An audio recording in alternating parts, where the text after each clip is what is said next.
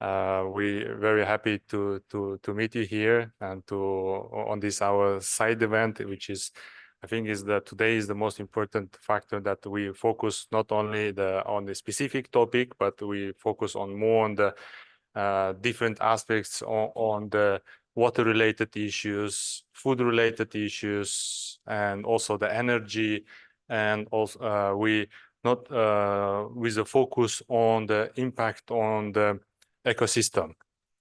Within this, I think this is the triple threat, that the case of the water, energy, and food insecurity. Today we will have the round table and the panel discussion on this importance of sustainable nature resource management systems in a region where the interconnecting interests of different countries require the coordinated efforts. The discussion will specifically address strategies for integrating national policies of the Central Asian countries. The primary objective of this session is discussing the Wi-Fi nexus, Central Asia, as well as strengthening the transboundary cooperation and knowledge sharing.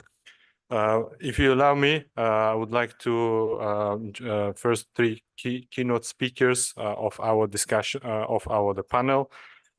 First, I would like to invite Dr. Azim Nazarov. Is the first Deputy Minister of Agriculture in Republic of Uzbekistan. He has a extensive experience in the research, innovation in the agriculture sector and water resources, and he would like to give the first to you, please. That's okay. With the second, I would like to also have a speaker of Dr. Mohsin. He's a regional representative IWMI in Central Asia and the International Water Management Institute. Third speaker, I would like to invite Dr. Navitsky, which is the very also key, the person on the RLC region, which is an extensive experience, knowledge on the nature-based solution and how this in the region of the RLC.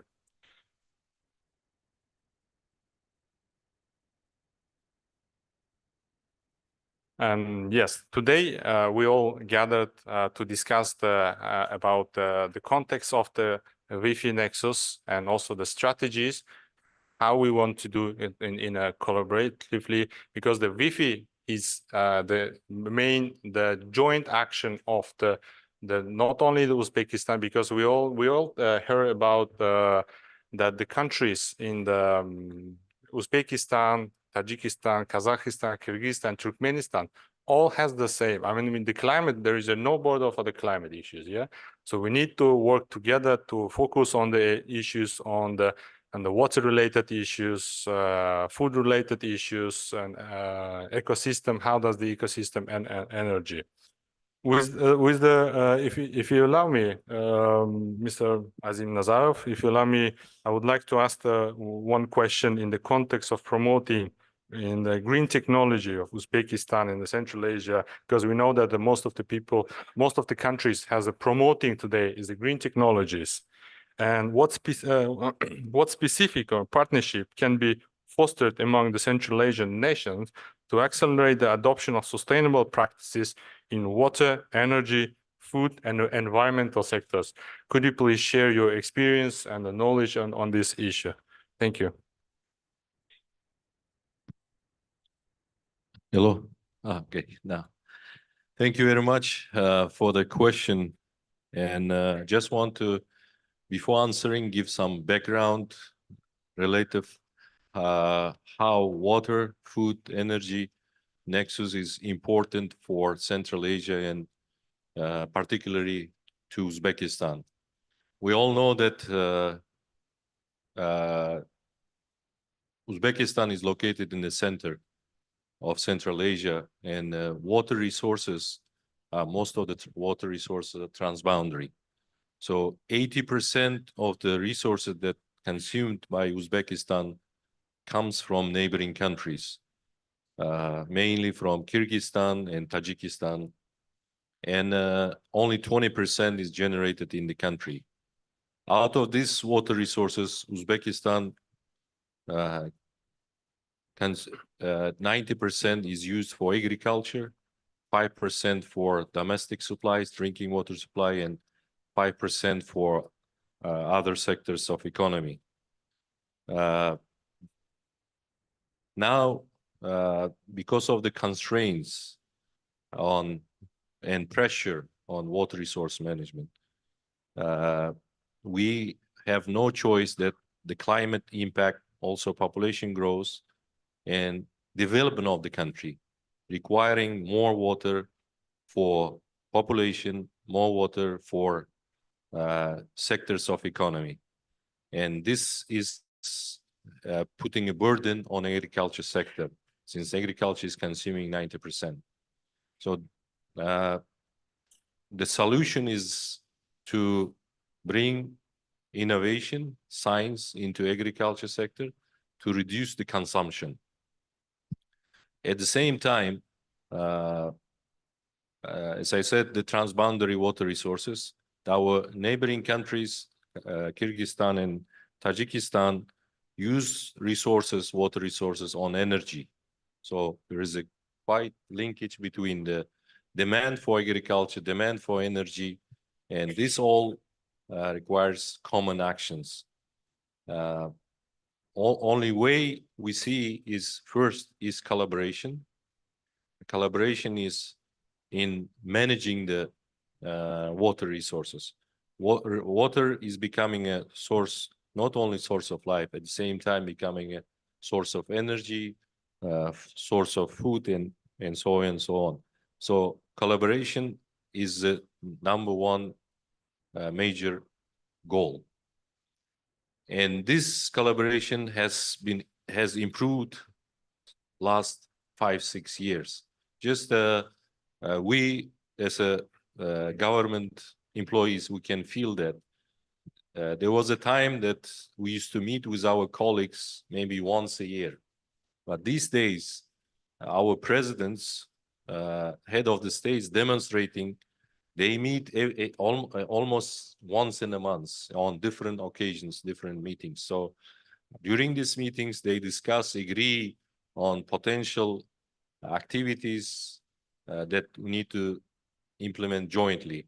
This puts additional burden to the relevant agencies. This requires us to work together, collaborate, and to make sure that the agreements are met, the activities that are in the roadmap are achieved, and this is a agenda, high agenda. So the second is in the agenda, I would say, after the collaboration, the second is bringing the science and innovation results into practice. In my opinion, the experts working in science and innovation, they talk in different language than the practitioners, and the end users, its population, the private sector, and also the farmers, they do not understand this language. And another challenge, what we need to do is to make sure that communication from head of the states, communication between the government agencies, and communication between the people from science and innovation is translated in a way, in a understandable manner to the end users. This will allow us to deliver the message and to deliver the knowledge to the end, and then we can feel the results. Coming back to agriculture sector, I was working for Water Resource Ministry for last 2.5 years. So about months ago now, I'm in Agriculture Ministry. And I was just joking to my colleague that when I was working for the Minister of Water Resources, I used to give a hard time to agriculture, saying that agriculture consumes 90% of water resources. You should save water. You should do all your best to save. Now I'm back in the position where I have to do this with my team to save the water and agriculture sector. Of course, comparing, if you compare Uzbekistan's position on water conservation, it's the same with all other Central Asian countries. We still consume a lot of water in agriculture. Comparing with Spain, when they spend, if I can bring the numbers, 4,000 cubic meters per hectare for production of agricultural foods. Turkey and China between 6,000 to 8,000 cubic meters per hectare. In Uzbekistan and all Central Asian countries, we are consuming in agriculture 12,000 cubic meters per hectare. So it's double of what can need to be consumed. So the way forward is introducing water saving, water conservation technologies in agriculture sector. It could be drip system, it could be sprinkler system, it could be land laser leveling, and so on and so on. Of course, the scientists have a lot of other ideas, other technologies, which are not known to the farmers. And this technology, we all know that new technology requires big capex at the beginning. And it's difficult to convince the farmer to move from their comfort zone, ask them to change the way they've been doing the farming, and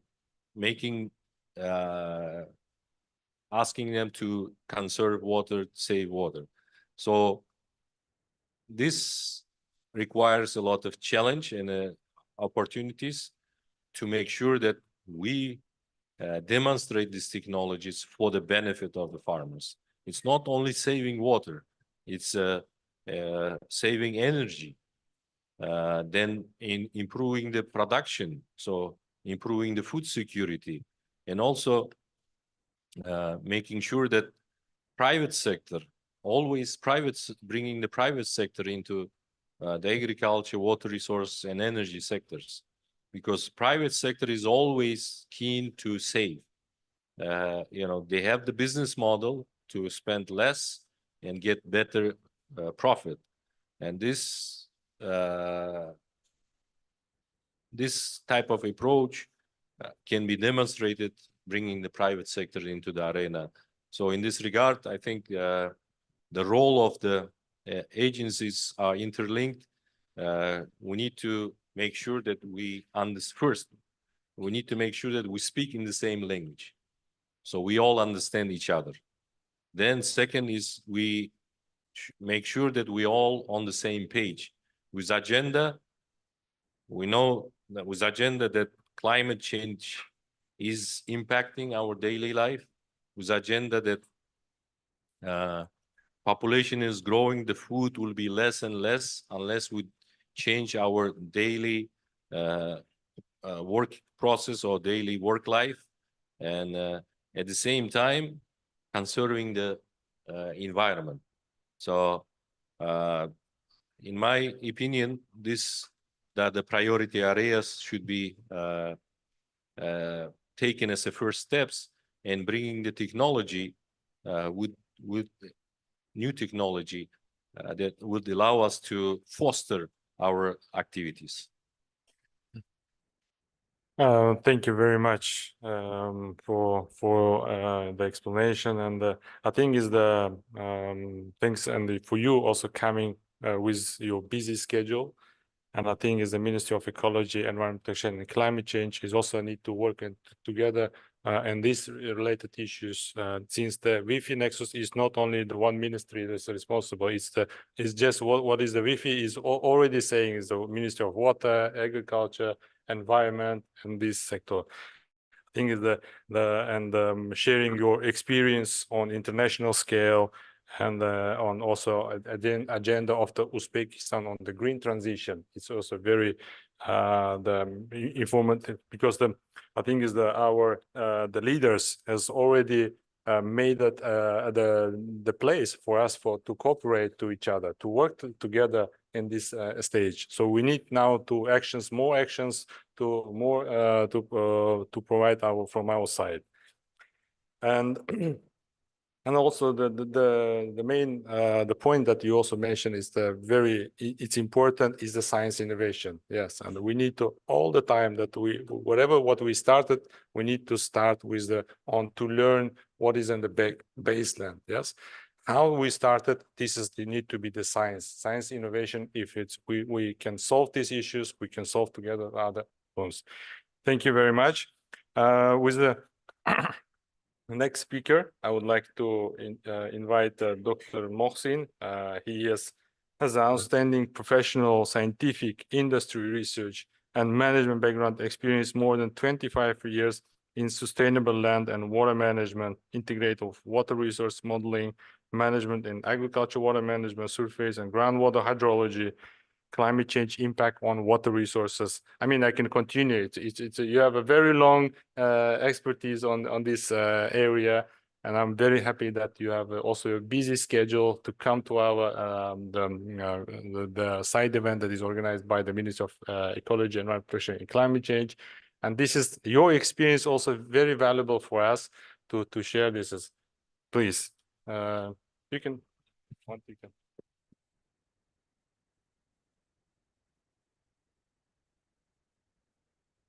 Thank you very much. It's my pleasure to be here, and I think that His Excellency Dr. Azam has made my life much easier, because he mentioned on one of the critical things that one, as a scientist, we should not be focusing on the science output, but how that output could be translated in the same language to the policymakers, to the beneficial for the farmers, and how that kind of transaction will be happening.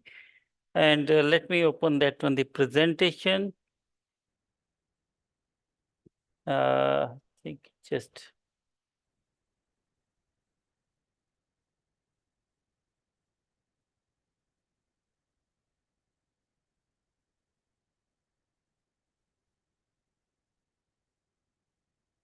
Is that work? Does that work or no?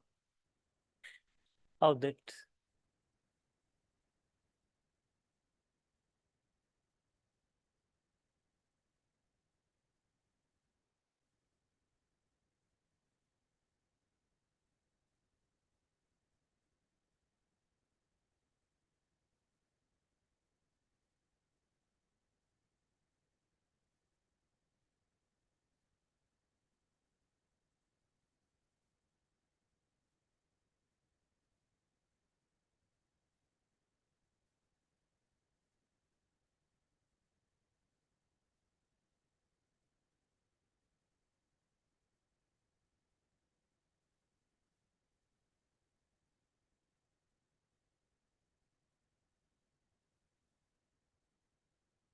Thank you very much.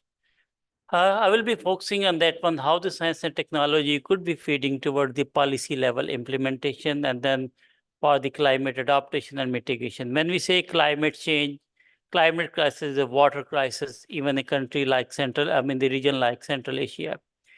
And often we talked about the water, energy, food ecosystem nexus, but then that's a buzzword. How that could be practically applied on the ground, what are the intersector linkages there, and we'll be trying to highlight those linkages there.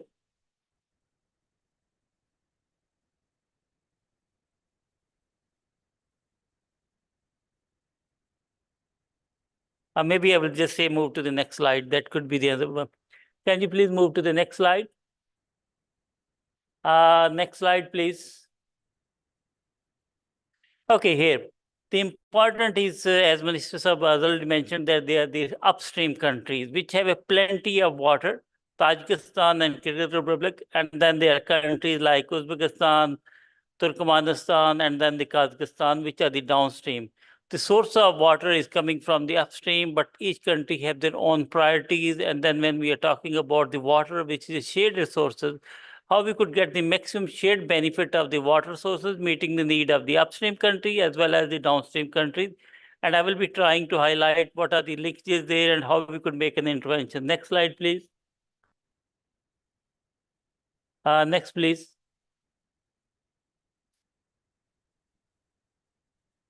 Okay, so in the case of the Central Asia, we have that one, the two precious resources. One is that one, the Sri Darya River, other is that one starting from Kyrgyzstan, and other is Amu Darya River Basin. And these river basins are not only, it's based on the civilization of the whole Central Asia, and it's feeding from the start in that one Amu Darya from Tajikistan, and it goes to the end.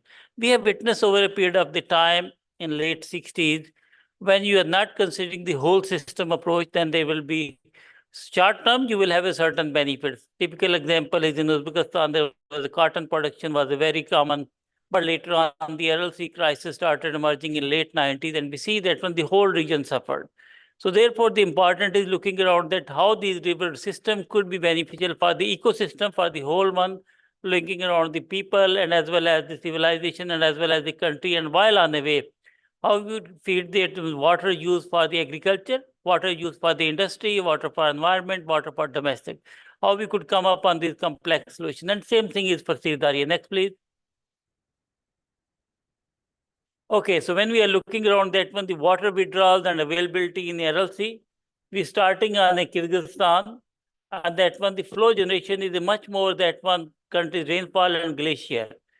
And then when we are talking about the abstraction is very little in Kyrgyzstan, similar thing is in the Tajikistan. When we go to the Kazakhstan, then the situation is a bit changing. But when we come to the Uzbekistan-like country, it's a more 80% is on the abstraction is utilized for the agriculture purposes and servicing surface water sources, and everything is there. And even that one, the surface water is contributing to the recharge from upstream. And that's where the more is abstraction than that one, the flow generation.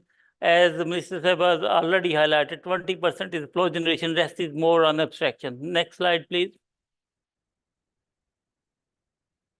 Okay, so I will not go through much of the complex challenges, but the biggest challenge is the climate change is impacting, population growth is increasing, the water quality is also impacted on that one. How we could have that one, the shared benefit of the water sources for agriculture, as well as for industry, for environment and everything. On the top, when the countries are facing the financial crisis, in a way that when there is a, if we need to change the infrastructure which was built 60 years ago, that infrastructure performed very excellently. But that time the whole system was built for the 5 countries as a region. But now that when the drainage system in part of the Uzbekistan, Tajikistan, Turkmenistan, wherever I have worked it, and in the last 20 years, it's just not enough on that one. There is too much evaporation losses and all the kind of the water saving losses there. So there is a need of rationalization of the irrigation infrastructure. But the financial resources are not available. We cannot afford the country like in Australia. Australia did the same thing. They rationalized the irrigation infrastructure, modernized it, but again prioritize on that one where to invest it. So we need to look around on that one. Considering this one, the water demand for multiple sector, agriculture sector need to give up the water. But one of the ways that one, how we could save the water from agriculture sectors without compromising on the livelihood of the people. So we need to have that one, the farmers, making the farmers livelihood and everything. Important is the water governance is important, which has so many issues there, surface water plus also groundwater, which is a common resources there. And on the top, we are talking about the transboundary, the nature there. Minister Sahab has highlighted that there's a lot more transboundary collaboration, but still there is a lot more space to improve that kind of transboundary collaboration. Next slide, please. It's working. Okay, fine. Thank you. Thank you very much.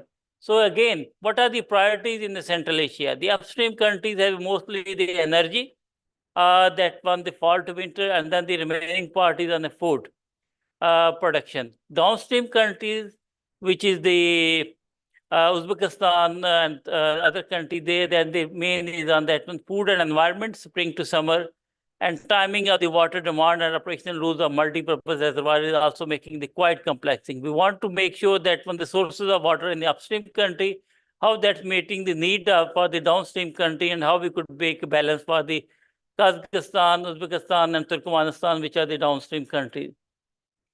Again, we want to make sure that we are not repeating the same mistake which was happening in the case of the RLC basin, how to restore on that one, making sure that we are using the system level approaches there. Again, on the top of that one, there are some external factors are happening now that when the Afghanistan started, Afghanistan was not using the amount of water, but now the Afghanistan is started using the water, and that will be having a major impact there. They are building a 300-kilometer long canal, the Kosh Tepe Canal is that one that will be diverting the water, and that will be a huge canal which will be irrigating around the 550,000 hectares of land, around the 1.3 million. But what will happen that when that water will be extracted from there, that will have a downstream impact, especially on a country like Uzbekistan. Therefore, it's important to look around again a bigger picture thing, how the thing will be interacting and how different things could be working it together. So important when we are looking around on that one, that we look around that in water use for energy, food, ecosystem, and all those contexts. Again, typically, we are saying that when we are talking about water, energy, food, we want to make sure that water security is achieved, but not at the cost of food insecurity.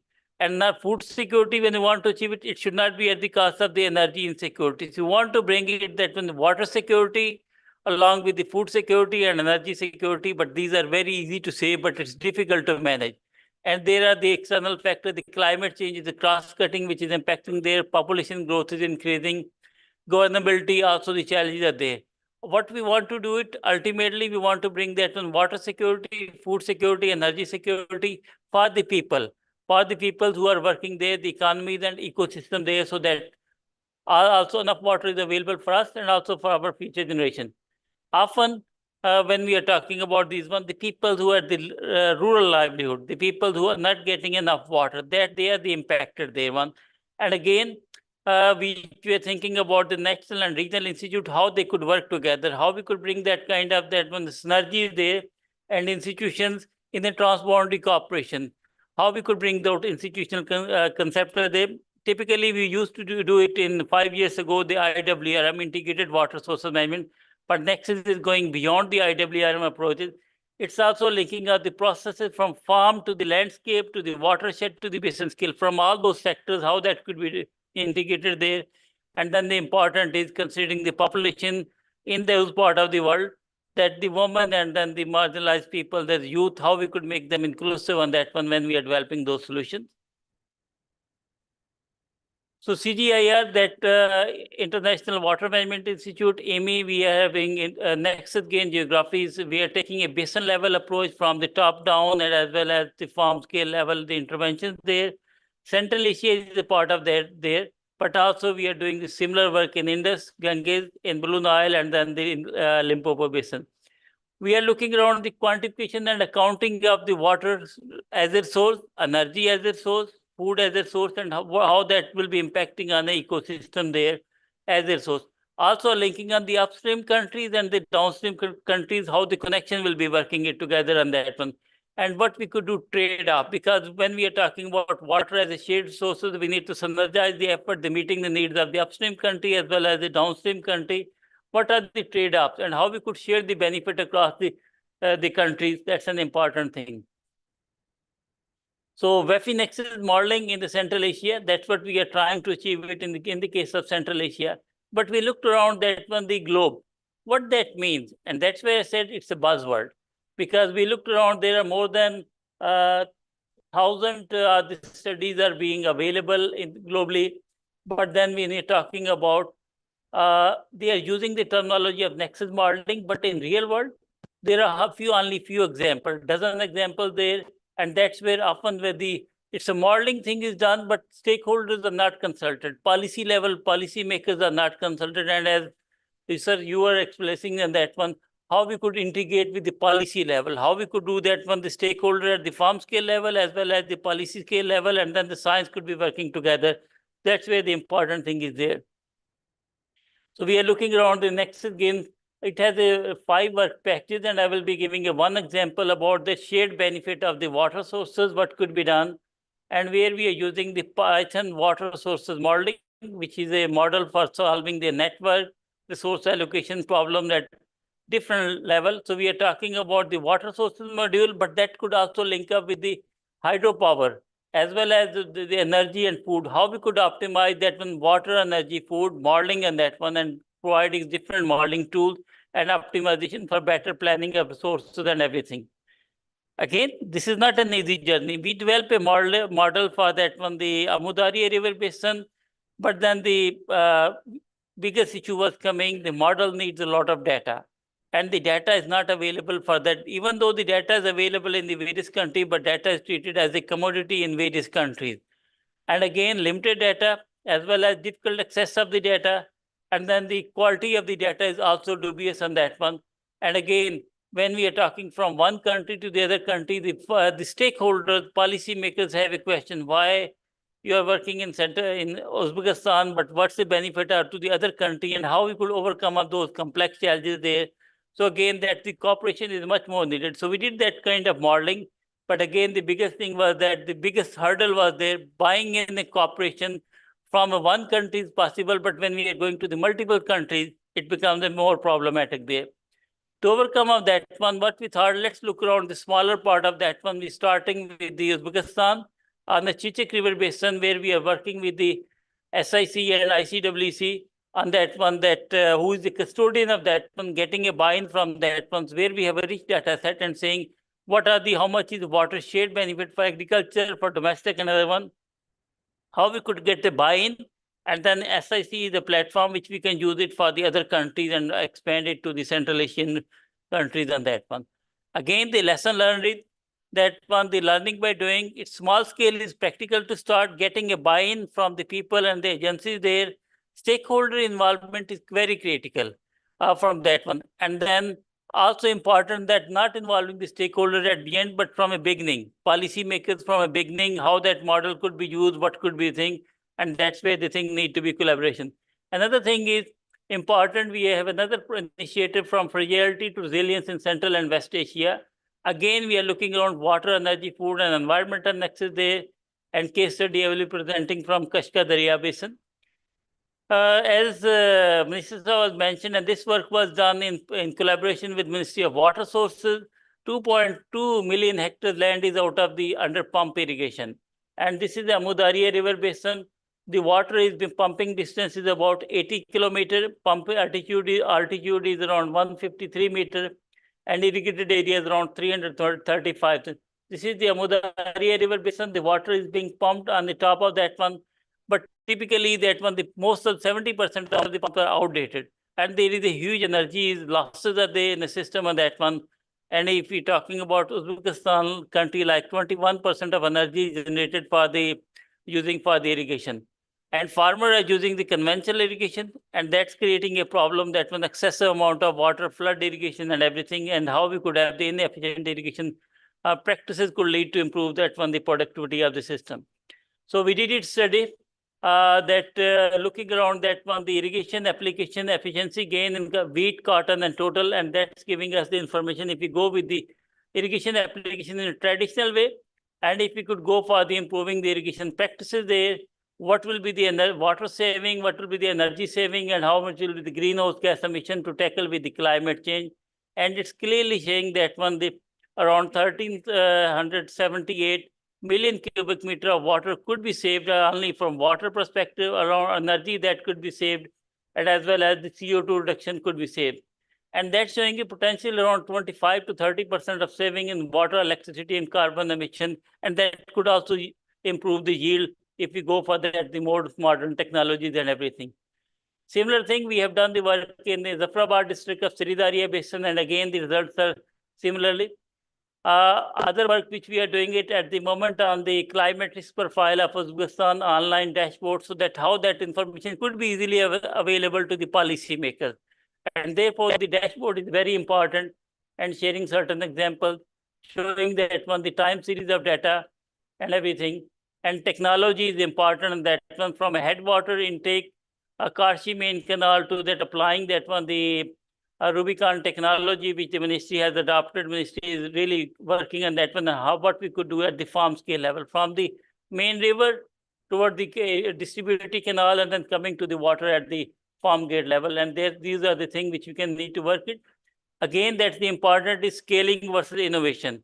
How we could bring the innovation there, and then the creation of mobile app is which we are working it, and that mobile app could be available for the policymaker as well as the farmers, where they don't need to go on a complex science, but they could easily look into that one, climate risk profile for the system for that one. Policy dialogues are there as a part of the various things. And the policy uptakes, we are very thankful to the Ministry of Water Sources, Dr. Azim, for that one in previous role, that when we shared those findings, Dr. Kakramon, shared that finding with the government, and that was the government was quite keen to pick up on those adoption, and then the government adopted a strategy to expand the drip irrigation system in the 2022, which will be again that's upscaling on the 50% of drip irrigation installation cost and exempt from the land taxes of that one. Again, the project intervention has helped a lot on improving the water, which is a finite resources in the transboundary connection there. And we are very keen how we could, in this new role, how we could work now at the agriculture sector and to save the water from agriculture sector, and more water is available for environment and for other purposes. Thank you very much.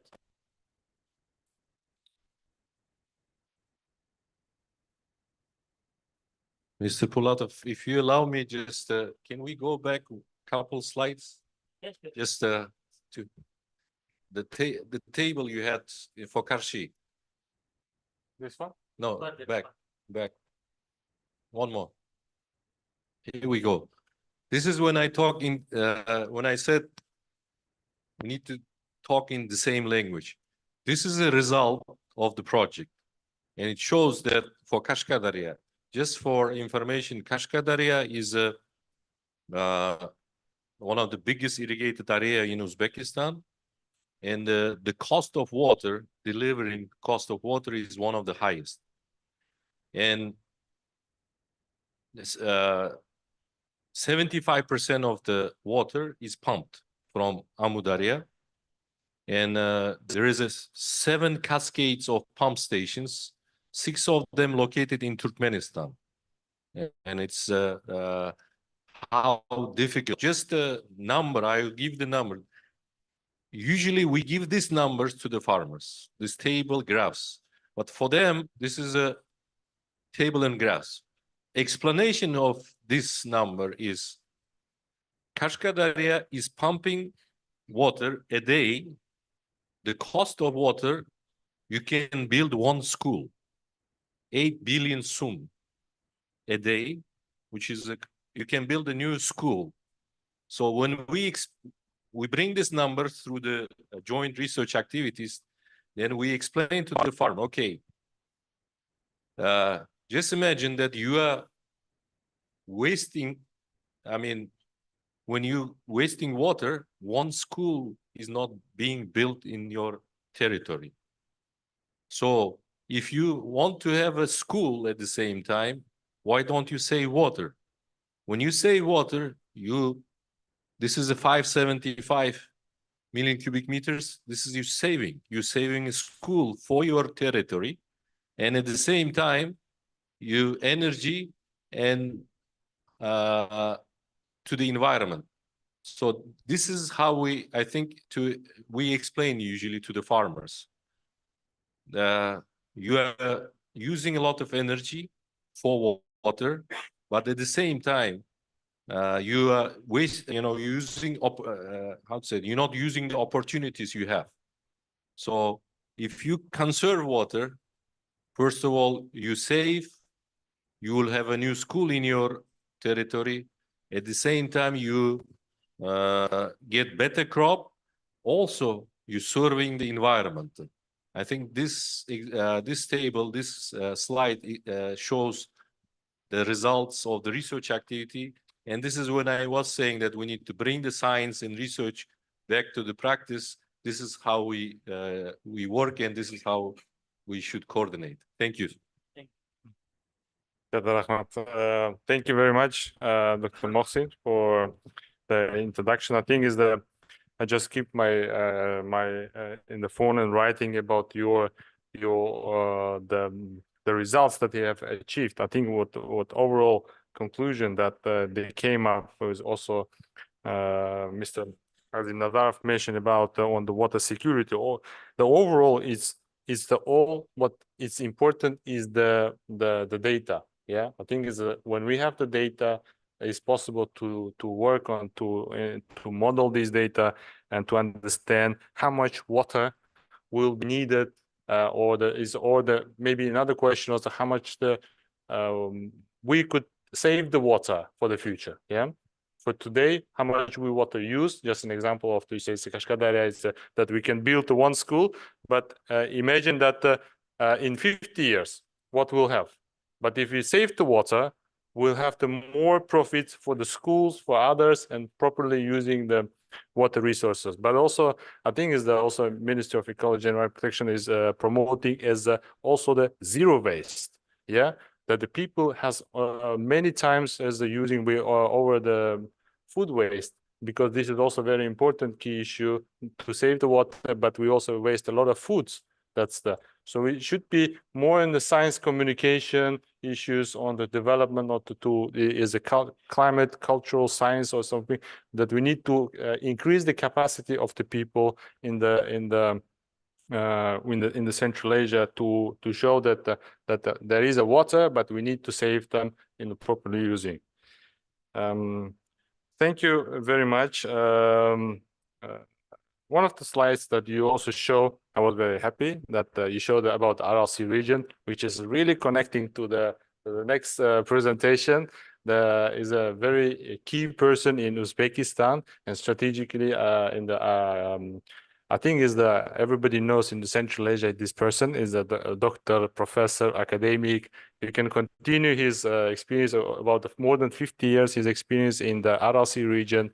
He has with his team is built more than 1.8 million hectares of the saxaul in the dried bottom of the RLC, which is the water limited and the salinity degradation. I would like to give him the floor for his. I would like, because I mean we are very interested on his experience. So I prepare one question. So it's how the MBS and nature-based solutions could help the Wi-Fi Nexus approach and the climate change challenges. So could you share your experience in RLC region, because this is the water from when we talk about the Amud area and Silt area, it's upstream. When it comes to the to RLC, is the more in the lower stream. Thank you. I give the floor to the Dr. Novitsky. See, microphone. Спасибо за данный вопрос. Но я постараюсь вкратце рассказать о тех делах, которые мы делаем, и как они влияют на изменение климата.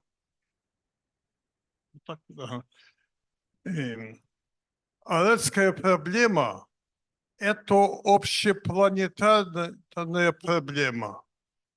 И она касается не только Узбекистана и Казахстана. Она касается и других государств.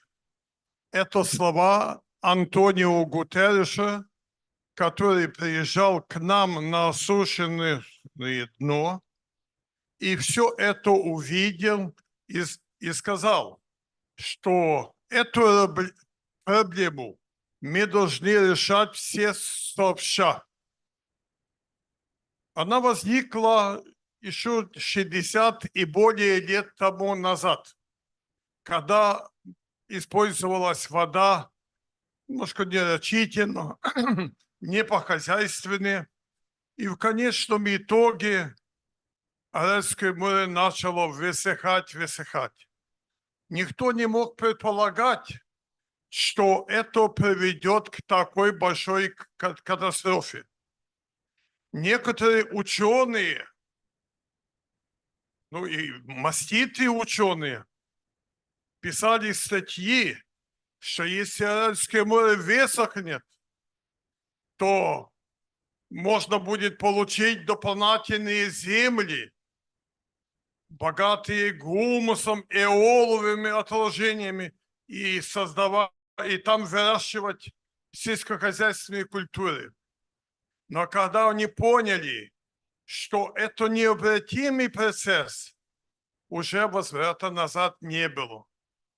Ну вот посудите сами, в настоящее время площадь осушенного дна составляет около 6 миллионов гектаров. И с этой площади ежегодно в воздух поднимается около 150 миллионов тонн соли, пыли и песка, которые поднимаются высоко в небо, перемешиваются с облаками и уносятся на расстояние до 1000 километров, и там выпадают в виде соленых дождей и снега, вызывая этим самым деградацию земель, снижение урожайности, а воздух, насыщенный мелкодисперсной соленой пылью, которым дышат люди, вызывает различные болезни. Естественно, это все отрицательно сказывается на климате в целом. А тот, что люди дышат этим зараженным воздухом, это сказывается на генофонде местного населения. А генофонд местного населения – это золотое достояние нашего государства.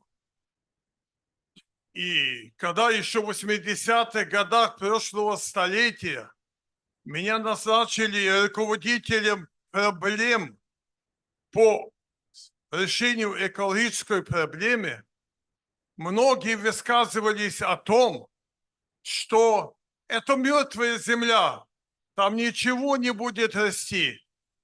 Надо заасфальтировать, забетонировать и, так сказать, голову себе не морочить. Но применяя технологии, применяя методы и ассортимент, который мы раньше использовали в пустынной зоне, мы смогли чего-то достичь, а чего-то я вам сейчас скажу. Мы изучили технологии, изучили типы донных отложений. Вы знаете, что осушенное дно представлены разными типами донных отложений. Солончаками, гипсовыми и так далее. Только вот сейчас у нас осталось 600 тысяч гектаров злостных солончаков, из которых в воздух поднимается около 50 миллионов тонн ядовитой соли. Это очень большая проблема. Мы будем пытаться решать эту проблему после Нового года. Ну, как это получится, мы, конечно, посмотрим. И эти соляно-пылевые бури, они каждый год имеются в зоне Орела. Одна из них была 27 мая 2018 года, когда города Узбекистана, Казахстана, Туркмении были полностью покрыты солью. Было бело, как будто снег выпал. И тогда, 15 ноября, в Муйнак прилетел наш уважаемый президент и поставил четко, конкретную задачу. Мы сможем решить эту проблему или нет? Сколько можно дышать еще вот этим соленым воздухом? Мы взвесили свои возможности, подключились многие ученые, в первую очередь лесоводы. Мы сказали, да, мы сможем решить. И в настоящее время, я могу сказать, за последних 5 лет нами создано 1 миллион 730 тысяч гектар защитных лесных насаждений. В наше распоряжение была представлена авиация, 4 самолета, дельтапланы, 1500 единиц техники. Было образовано 2 природовосстановительных батальона, потому что эта работа была представлена Министерству по чрезвычайным ситуациям и лесхозам. И благодаря политической воле руководства нашего государства мы эту проблему решаем. И мы ее решим. И она будет решена. Вся республика выехала.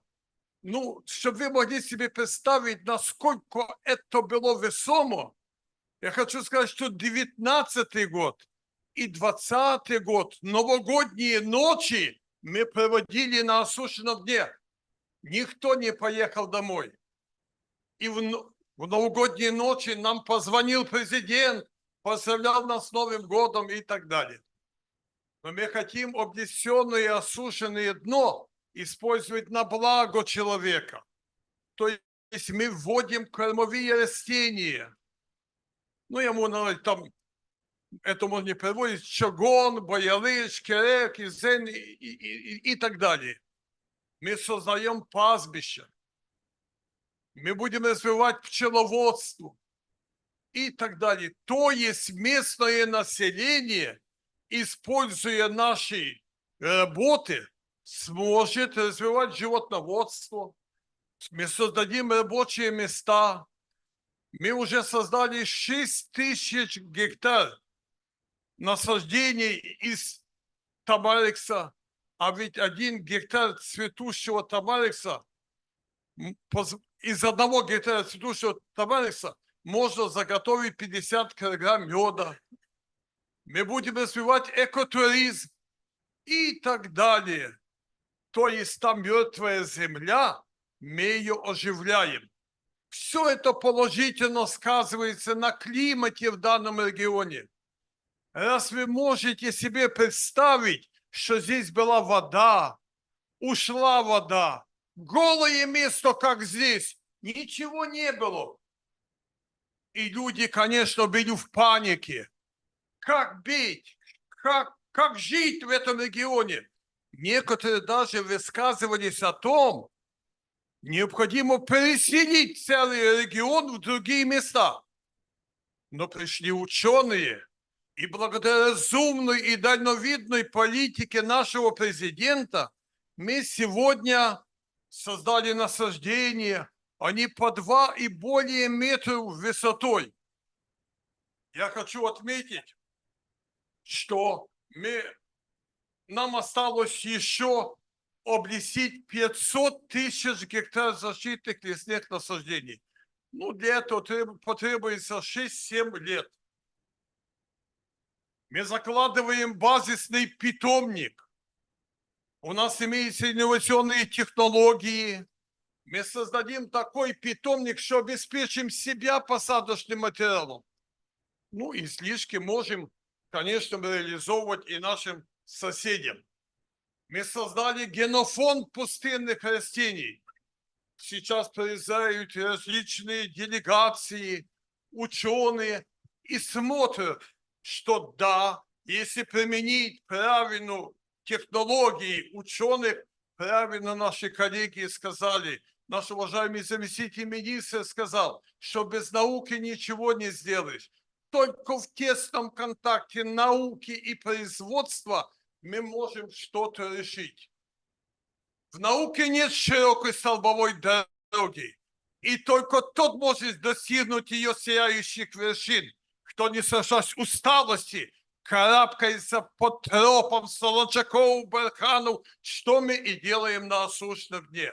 Наши работы позволяют улучшить климат не только Центральноазиатского региона, не только европейского континента, но имеются данные, они и по телевизору, и в печати встречаются, что соль Арала еще далеко-далеко была замечена, значит, в других местах.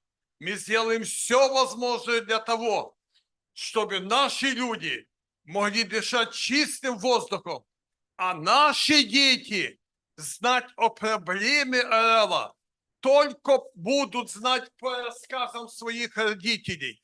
Эта проблема их не коснется. Для этого мы там находимся, делаем. Кто имеет возможность, пожалуйста, приезжайте, и вы это все своими глазами увидите. Спасибо.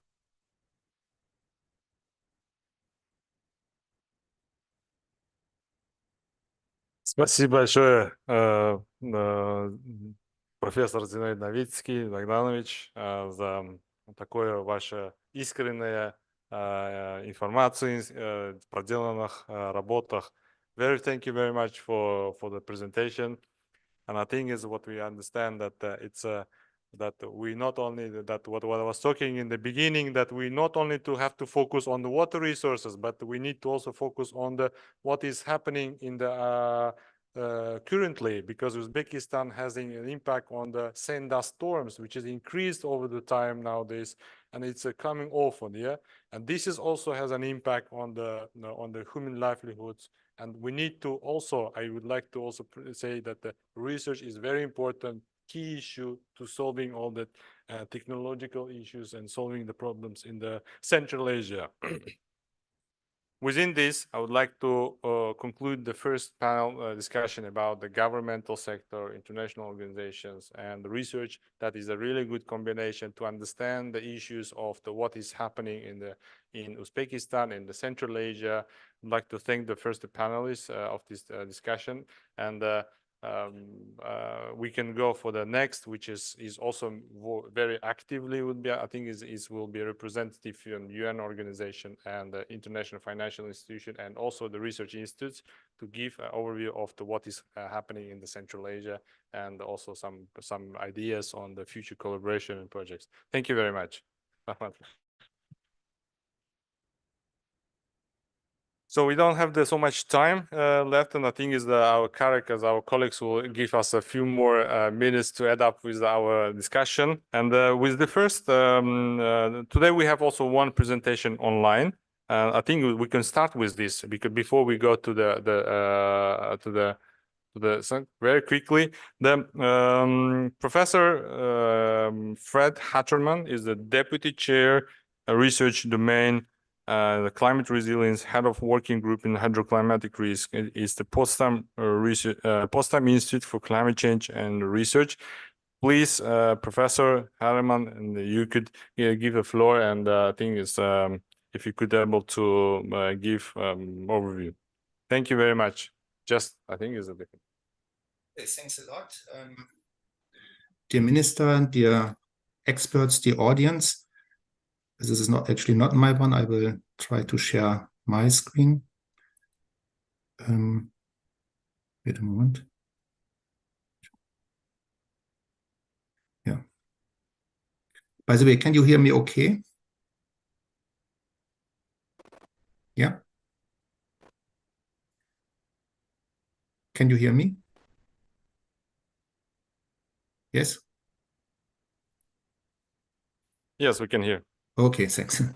Yeah, dear Minister, dear experts, dear audience, thanks a lot for providing us with the opportunity to present the results here, which are actually results of a huge project. And it is not only done by us, and this is why I have written with partners, it is really done with experts also from Central Asia. So it's a joint work. And the first one, the project Green Central Asia, is about the water nexus. And actually the second is also focusing on what has been said also by Professor Abujan. It's also looking at health and health issues in the area. Now, it has always been said, not only in the latest reports, that climate change is a threat to human well-being. And actually, water is an integrated part of the climate cycle. So whenever we change something in the climate cycle, we change also something in the water cycle, and we have the sectors which are associated to the water. This is, for example, energy, food, health. And whenever we change something in climate, we also change something in the water nexus. This is why the water nexus is so important.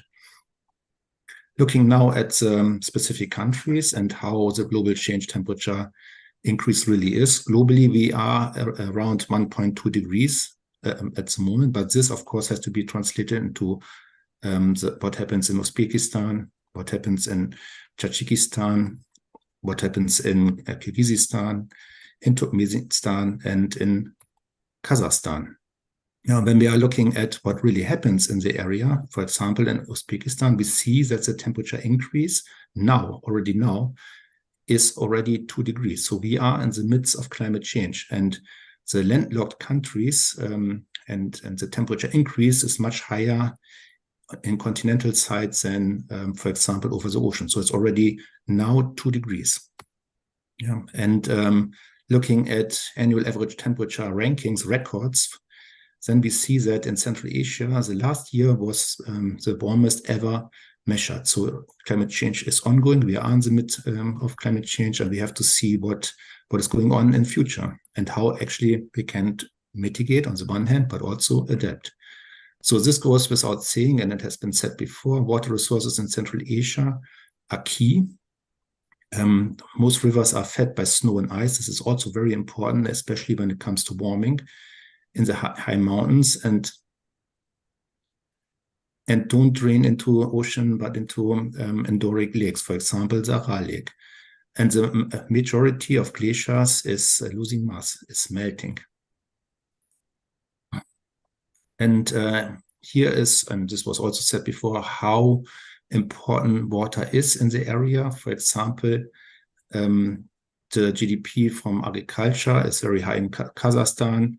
Irrigated land, not very high in Kazakhstan, but it is very high, a bit less in Kazakhstan. But then there's this irrigated land in Turkmenistan, Uzbekistan, and there are the upstream countries, Kyrgyzstan, Tajikistan, and Afghanistan. Yeah, and impacts on glaciers. So what we see already now, and you see here on the graph, is that the glaciers are melting. So they are on retreat, and there might be a peak runoff because of the additional melting water somewhere in the midst of the century. But from then on, there will be simply less glacier water feeding into the rivers. And looking at how important glaciers are in the area, you see on the left hand a normal year, and in light blue the water in the rivers which is originally from precipitation or snow. Then the one in dark blue, this is the amount of snow which is and ice which is recovered by snowfall in winter, and in blue the excess melt. So this is the loss. The blue color is the loss of water and the loss of melting water from glaciers. And now looking at the right panel where you see, or the right map where you see that in a dry year, the importance, relevance of glaciers and melting water from glaciers is much higher. And it really supports low flows in summer, for example. So there is a relevance of glaciers, and glaciers are on retreat. And of course, and this is also something discussed before, there's a huge increase in population, and of course a huge increase in water demand, but also energy demand and food demand. Now, what we try to do in the project is to provide science-based input about climate change impacts itself, climate change impacts, and also we would like to support adaptation, but this can be only done in communication and of course in collaboration with local experts in the area, and this is what we do. Looking at climate change and how the latest results are, here you see many lines, and they all indicate ensembles of climate projections of the previous climate scenario generation, of the newest climate scenario generation. And what you see in essence is that the newest climate scenario generation even gives hotter, warmer conditions in Central Asia. Yeah? So it's really accelerating, and it's really dangerous. And the further temperature increase, we are now already at 2 degrees, will be 3 and even much higher to 5.5 degrees. And as you know, it is not only a threat to the water resources, but also and to humans, but also plants suffer from hot conditions, where they have a temperature optimum. And this was also said before, that we need to have adapted plants to these conditions. Looking at hot days, and again, this is a threat not only for humans, but also for vegetation and animals, of course, also. We see that already now we have many days with temperatures above 30 degrees, but under climate change conditions, the number of days over 30 degrees will increase by far. And for example, in Kyrgyzstan, 7 times higher, will be 7 times higher. And this, of course, has then again an impact on snow and ice. And here's the temperature increase over the area in the hot scenario, in the near future on the left, in the middle, and the mean future, and the far future. And you really see how steeply the temperature is rising, especially even more in the northern part of Central Asia. And this is change in precipitation. In bluish colors increase and brownish decrease. So you see that mostly there's possibly an increase in precipitation. This is also so because under climate change conditions, there's more moisture in the atmosphere, but this is partly overcompensated by increase in evapotranspiration. And again, here, the land and land management is so important. And coming back to the snowfall and the snow equivalent, so the importance of snow and ice, and also looking at different scenarios. So this is a green scenario where we really enforce mitigation. This is middle of the road somewhere, and this is a high-end scenario, and you see how much less in brownish colors snow and ice equivalent water stored we have in the area, which is of course very important then here in Central Asia also. And you see also by these figures what we gain if we really mitigate. And this is also, I think, something why the Central Asian countries should really push mitigation on the high political agenda, because they would really gain or would really profit from strong mitigation, so that more water is stored still in ice and snow. And now looking at the last part of the presentation, we have also done some modeling, and we try to model the entire area. And here are some examples. And in the end, we also would like to do this integrated modeling with the partners in the area. And also we would like to feed the data we have into not only decision-making, but also to other partners, also scientific partners, but of course also into the decision-making. And here are some examples of what might going on, taking some rivers which are in the area. For example, here in the northern parts of the basin, the central parts of the basin, and this is Murghab in the south of Central Asia, in different time slices. This is the near future, the middle future, the far future. And what you see is whenever it is above zero, this does say in the specific months, we would have more flow, and when it is below, we have less flow. And this is also something which already has been said, that we will have possibly more discharge and earlier discharge runoff in early spring, but much less often in summer. So this is something which has to be balanced and to be faced. And especially in the southern parts of the basin, it might be that we even in the near future have much less discharge available. And it gets even worse possibly with ongoing climate change. But also in the other areas, you see that very, very often, for example, also in central parts of Central Asia, much less water available in summer. And of course, this is not only water scarcity, the hotter temperatures also are a stress in the end for the vegetation, and not only for the vegetation, also for animals and also for humans, of course. And this has to be faced, and this is why climate change mitigation, but of course also adaptation to the conditions then is so important.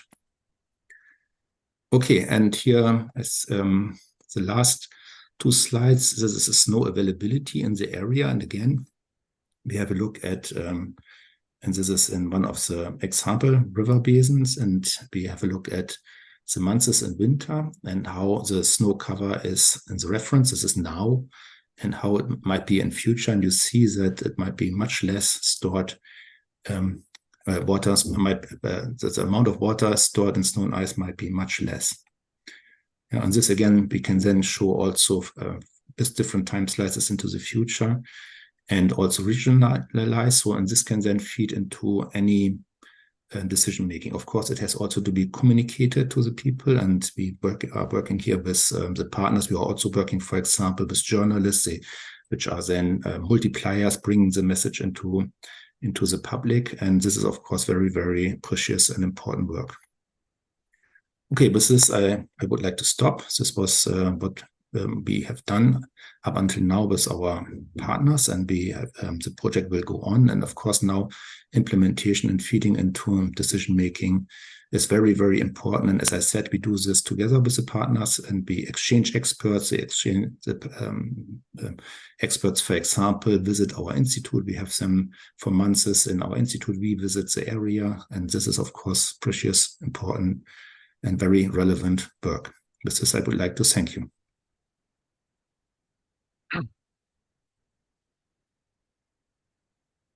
Thank you, Professor Halderman, for the presentation overview of from the top time approach. I would say yes, from the to looking and for the how this glaciers has an impact on the also on the water resources. But I think it's not on the water, but also on the whole. We need to study all the ecosystem from the glaciers to the low and to the downstream. How does this impacting on the ecosystem, on the biodiversity, and for the human livelihood.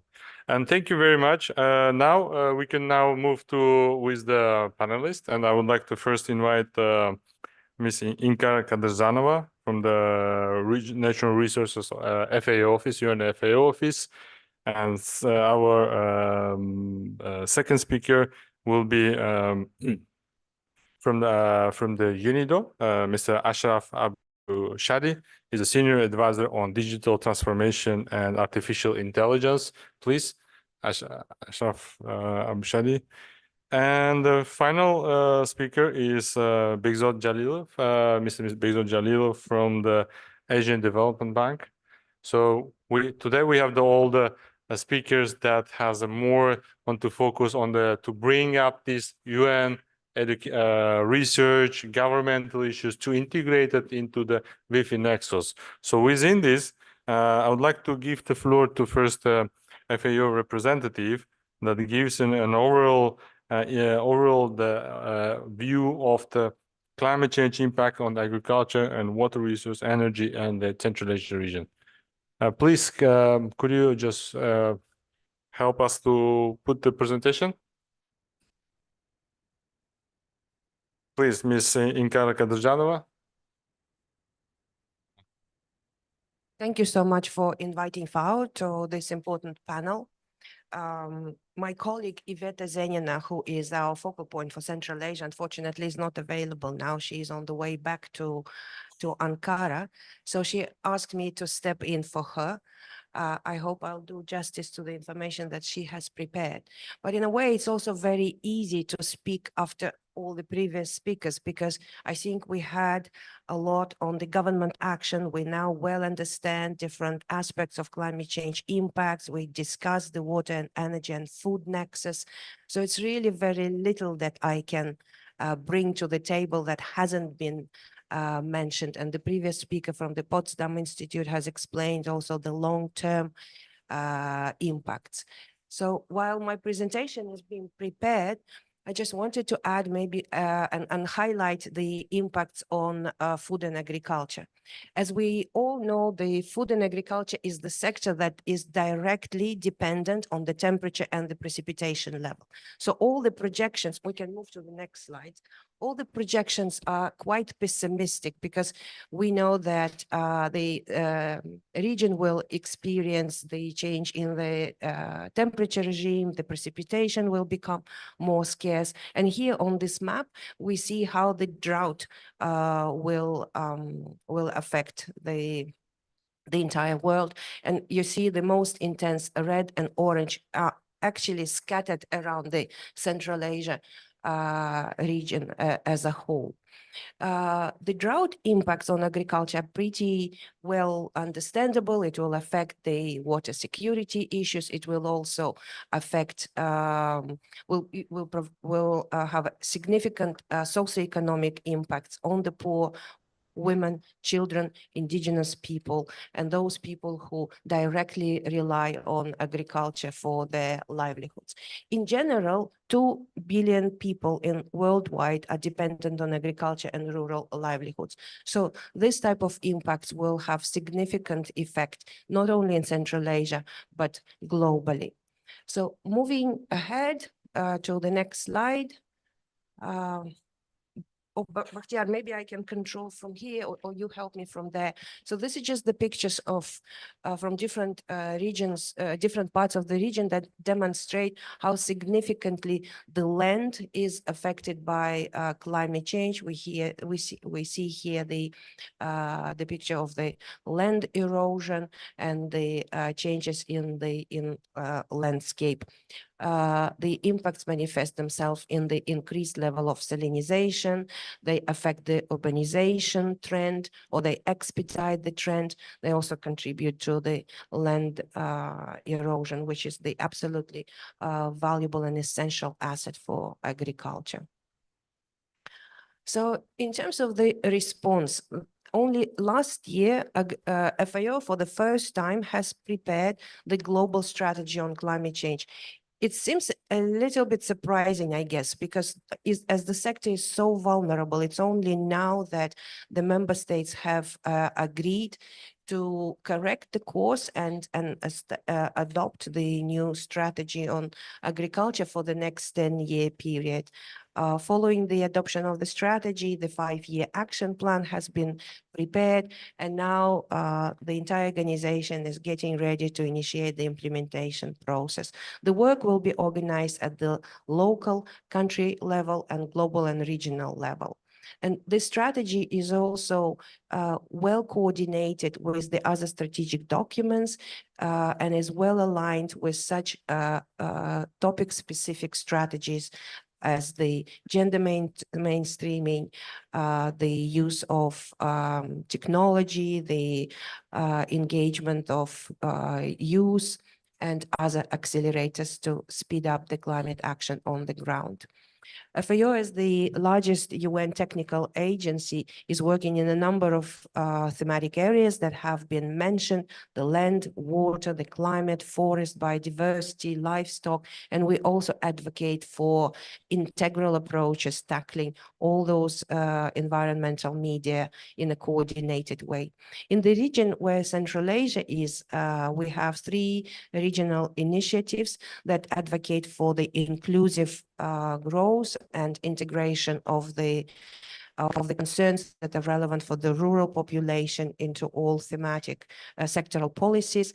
Another regional program looks at the promotion of trade, and then the last one is about the sustainable natural resource management. So the type of support that FAO provides varies.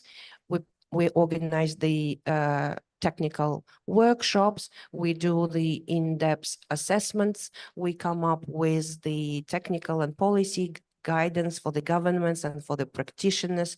We also collect the data, repackage the data in the way that could be used by different data users, and also assist with the resource mobilization. More specifically, we focus on raising the resources from the Global Climate Fund and from GEF, from the Global Environmental Facility. Overall, the FAO's portfolio of projects funded by those 2 financial institutions is over $2 billion. Maybe one interesting recent work that FAO has conducted, that is about the understanding the nexus of water, food, energy, and climate. So the maybe the most essential result of this work is basically this very, very messy schematic, which demonstrates that the impacts are so intertwined and the systems are so well connected and integrated, and that you can easily see, for example, the increase in the GHG emissions directly impact the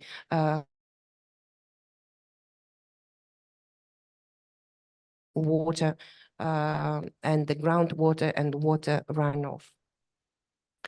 So this is another representation of the this nexus. We focus on the issues of land and food and try to demonstrate that the whole system is really complex and well integrated, and you cannot resolve the issues by addressing only water or only food security or only climate change issues. All those policies should be cognizant of the cross linkages, and then we should also be aware of the potential cost benefits, but also of the potential sustainable development co-benefits. And here I also wanted to demonstrate that FAO also is trying to think programmatically when we develop our program level interventions. You see here we have the Central Asia Water and Land Nexus program that has some activities in each country. The program is organized around two specific river basins, Amudarya, Zeravshan, Panch on one side, and Sirdarya and Narina river basins. And then the projects address the issues of land degradation in international waters and biodiversity as well. So while recognizing that each country has its specific national circumstances and struggle with very concrete issues, we also see a lot of linkages and commonalities in how those problems could be addressed. So this is very briefly from me. Thank you, and over to you, Nancy. Yeah, thank you very much, Ms. Inka Kadazhanova, and your overview about the activities and the FAO activities in the region. And I think it's like one of the images that the figure shows that like the complex schematic figure, which is our life is also the similar. Yes, it's a very complex, and it needs to be a lot of things to be integrated to work. And I think is a good to work on the together on this kind of issues together. For the next panelists, I would like to. We don't have so much time. We have only a couple of 5 minutes left for the side event. I think with the next presentation, I would like to ask Abishadi, who is from the UNIDO, that his experience, his experience and on the upcoming this new project that is for the RLC region is more focused on the digitalization and more artificial intelligence, because this is the very also important and use of the more for data collection. Thank you. Please, the floor is yours. Thank you very much, Bahtiyar.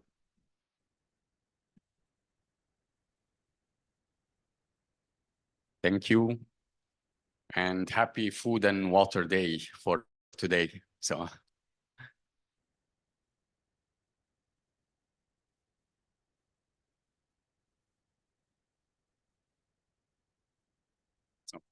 thank you again. And thank you for this very, very excellent panel. And we have heard, let's see if technology would work. Some artificial, you know, Yes. you have to move. Sometimes we need more of an ancient technology and not. It's Coming. Exactly. So we need some manual ancient innovation. So maybe, if possible, next slide, if we can. So, yes. So we've seen today the issues with the RLC. We have seen in different panels all the ecological disasters that has been coming from the past 60 years. And we have seen from the talk of the professor about all the devastation in that region. For UNIDO, if you're not very familiar with it, it's the United Nations Industrial Development Organization. We are deeply committed to promoting industrial development for poverty, hunger reduction, inclusive globalization, and environmental sustainability. In the Aral Sea region, we are actually focusing on leveraging now technology to address all these challenges that we have been talking about today in there. So we would be very happy to work also with the Ministry of Agriculture We are currently in the process of finalizing a project with the Ministry of Ecology on applying some smart technologies for the adaptation in the Aral Sea region in there. So how can technologies and how can different innovative techniques help? We can imagine that artificial intelligence, remote sensing, and GIS technologies. We talked earlier about how to use water more efficiently in there. And I think by using IoT and sensors in the ground, you can already give to the farmers the actual status of need of when do you need to irrigate your plant in there. Imagine this comes as a small app into the farmer's mobile, and then he knows that now there is sufficient water in the ground, there is a need for water, or there is too much water in there.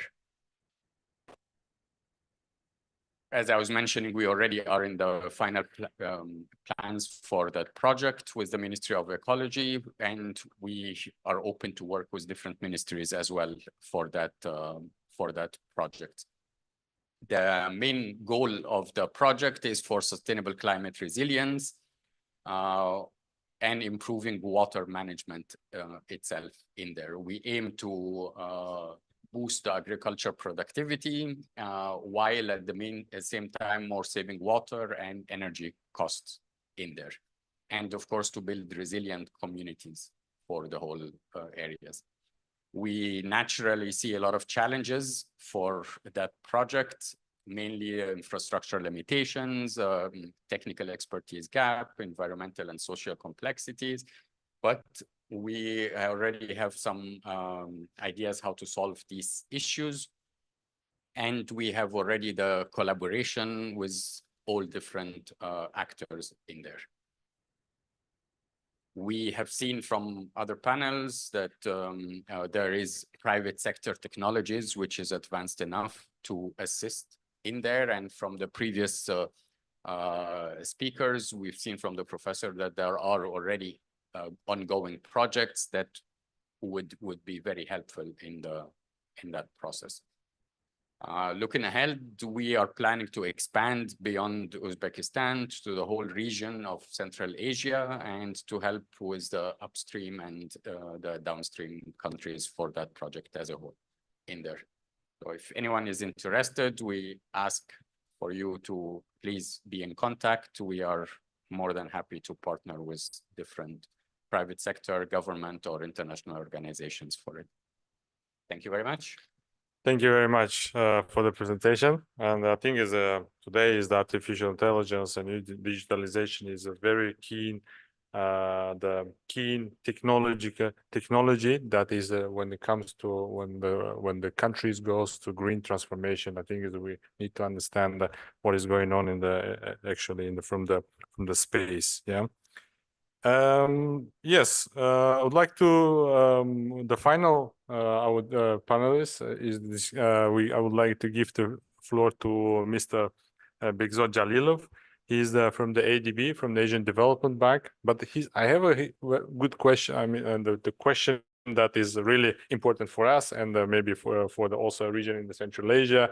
And what do you think?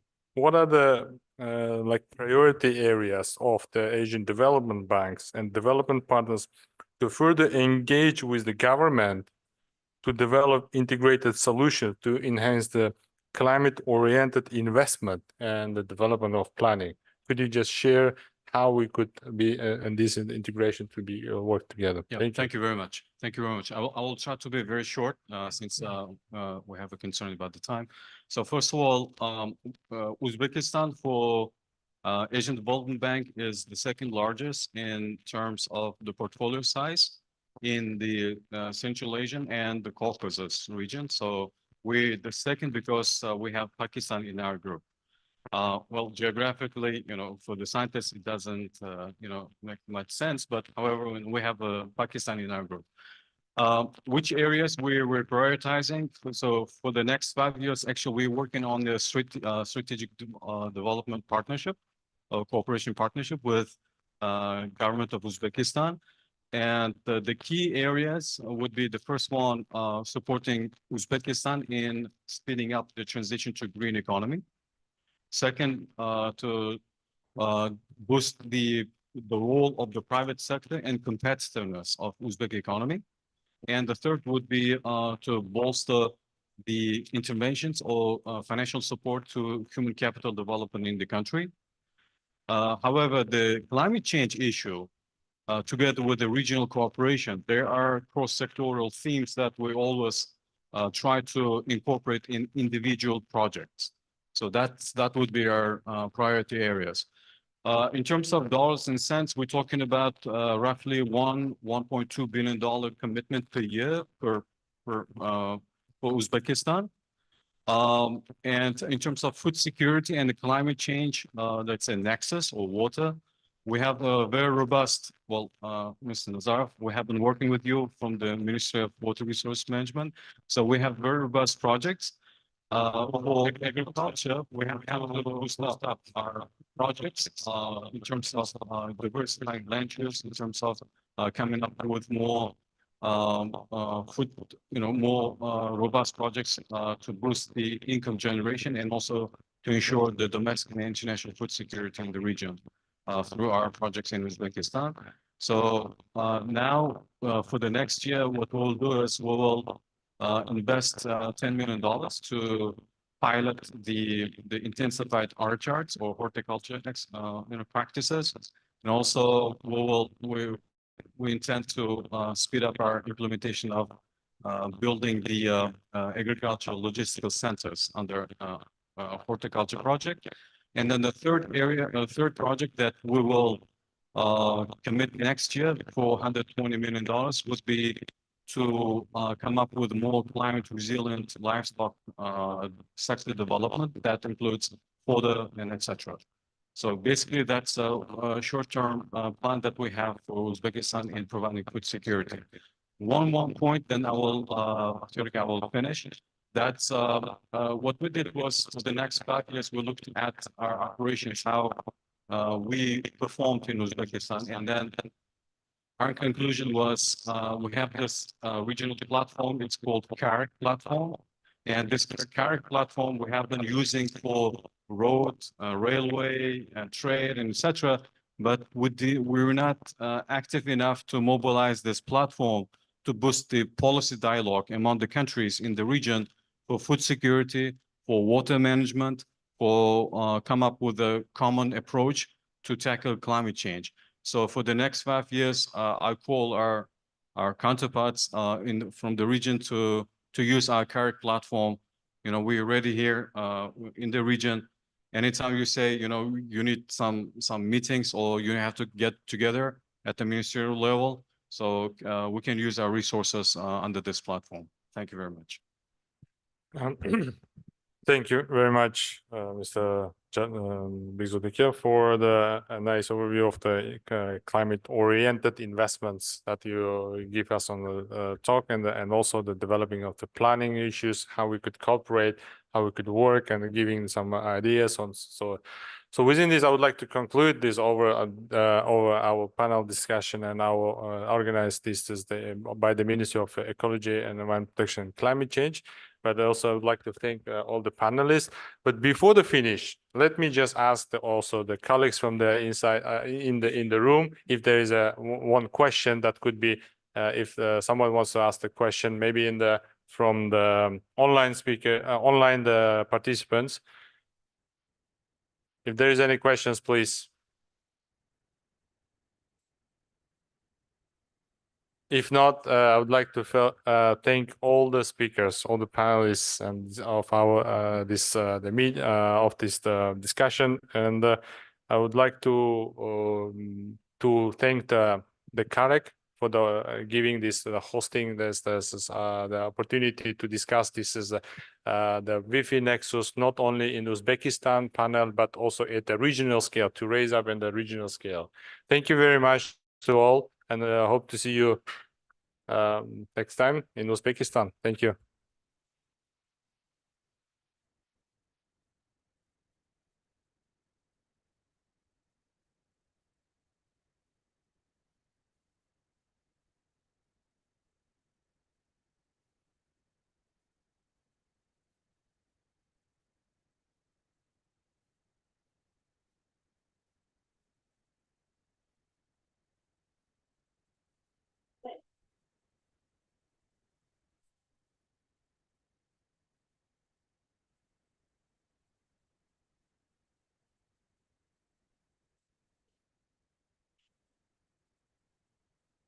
Can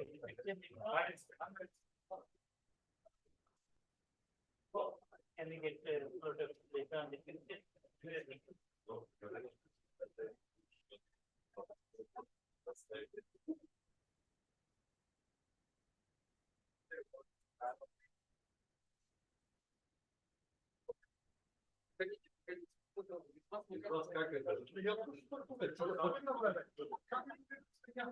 Я возле Дениса, пожалуйста.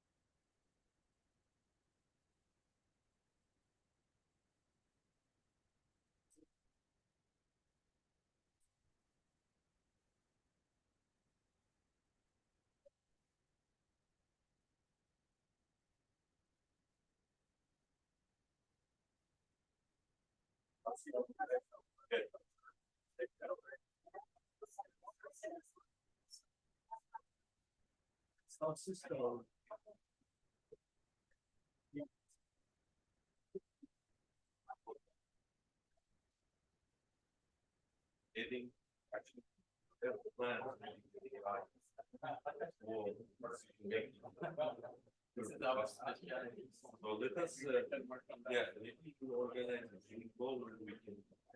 We have we give us the model we have, and then see how we can collaborate. Okay, thank you very much.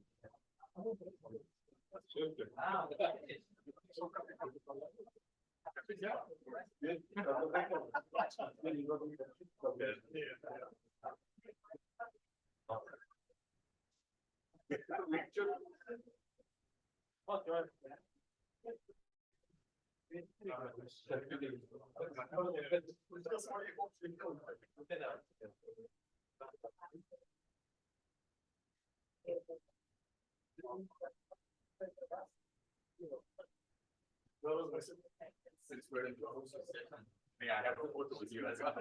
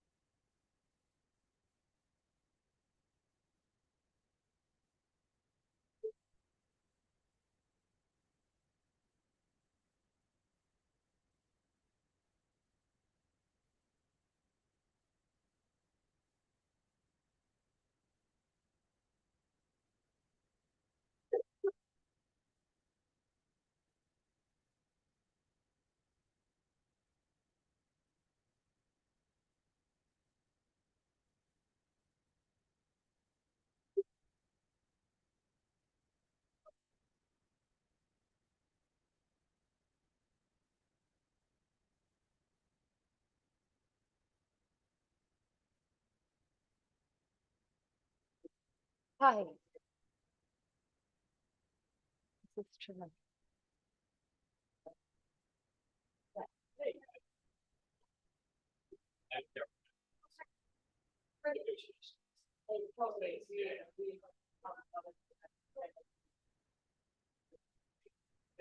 Okay.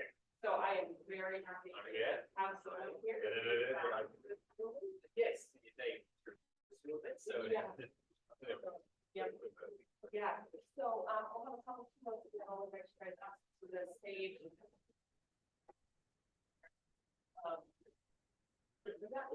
You said, okay, she's from there.